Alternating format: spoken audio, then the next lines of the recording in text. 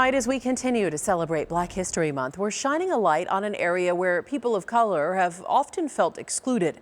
We're talking about outdoor activities like hiking and climbing and rock climbing. All new at 10, ABC 15's Fenton Blandon speaks to Arizonans taking action to decrease barriers to the great outdoors. Growing up, I had to choose kind of outdoors versus culture or family. As an adult, Raquel Gomez now has both. How old are you? She exposes Black and brown girls 8 to 12 years to nature through her organization Attabay Outdoors.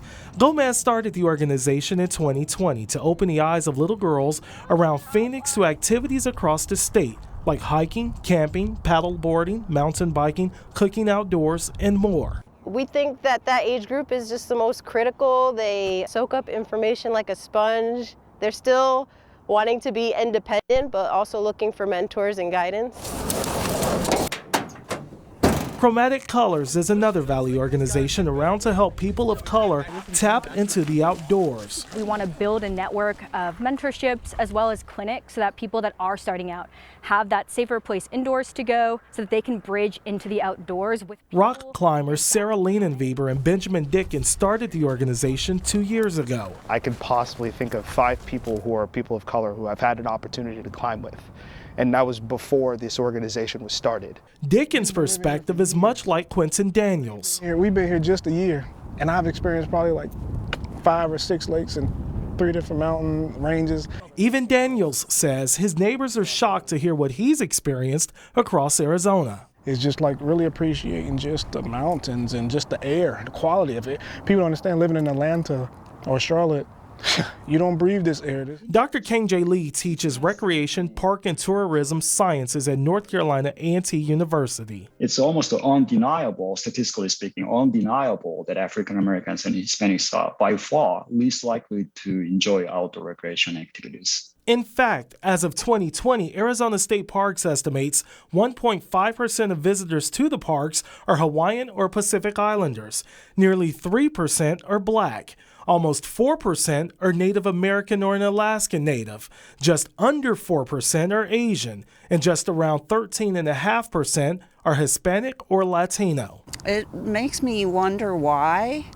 But also, when you say that, I realize we don't encounter many people of color in the great outdoors. Professor Lee has his beliefs. Knowledge, experience, skills, appreciation about outdoor recreation, and it has passed down to the current generation. Shelley Mully and her husband were shocked learning whites make up more than 87% of park visitors in Arizona.